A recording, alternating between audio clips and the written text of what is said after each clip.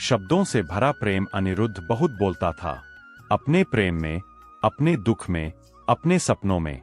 वह मानता था कि प्रेम का अर्थ है हर बात कहना, हर भावना व्यक्त करना, हर पल सामने वाले को यह जताते रहना कि मैं हूं। और माया, माया सुनती थी, कभी मुस्कुराकर, कभी चुप रहकर, कभी बस हूं कहकर। अनिरुद्ध को यह चुप्पी कभी कभी अखरती थी।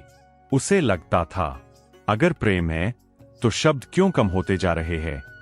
समय बीतने लगा। अनिरुद्ध का प्रेम और गहरा हुआ, और माया की उपस्थिति और हल्की। वह साथ थी लेकिन पूरी नहीं, वह पास थी लेकिन जुड़ी नहीं। अनिरुद्ध अब भी देता रहा, समय, भावनाएं, त्याग, अपनी सीमाएं। और माया लेती रही, बिना मांगे, बिना लौटाए। प्रेम धीरे धीरे सेवा बन गया, और सेवा आदत।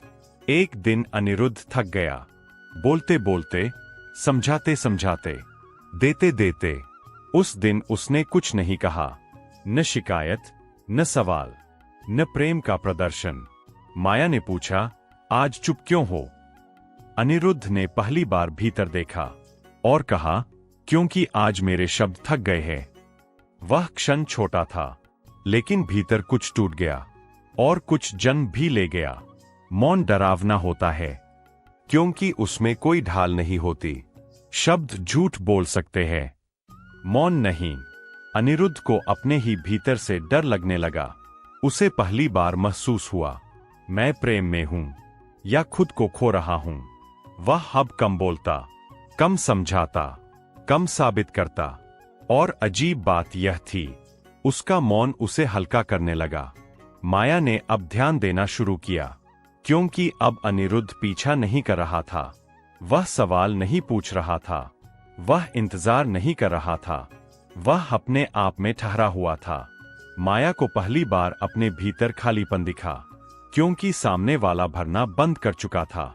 उसने पूछा, तुम बदल गए हो? अनिरुद्ध मुस्कराया, कहा नहीं, बस देखा।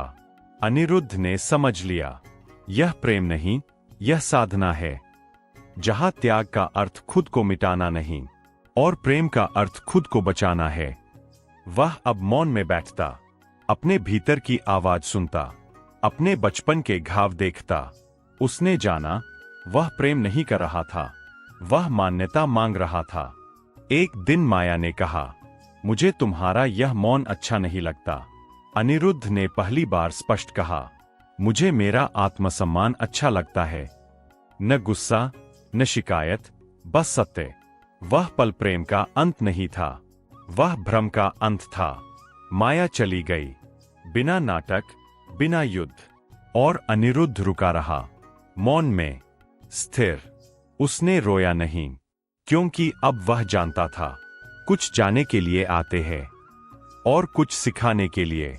समय के साथ अनिरुद्ध के भीतर एक नया प्रेम जन्मा, जिसे किसी की जरूरत नहीं थी, किसी की स्वीकृति नहीं चाहिए थी। वह प्रेम था स्वयं के लिए। वह अब कम बोलता, ज्यादा देखता, और सबसे पहले खुद से सच्चा रहता। मौन ने उसे सिखाया, जिस प्रेम में तुम्हें खुद को खोना पड़े, वह प्रेम नहीं, अभ्यास है। और जिस मौन में तुम खुद से मिल जाओ, वही सच्चा प्रेम है। अनिरुद्ध अब भी प्रेम करता था, लेकिन अब उसका प्रेम शब्दों में नहीं, स्थिति में था। और वही मौन उसकी सबसे ऊंची आवाज बन चुका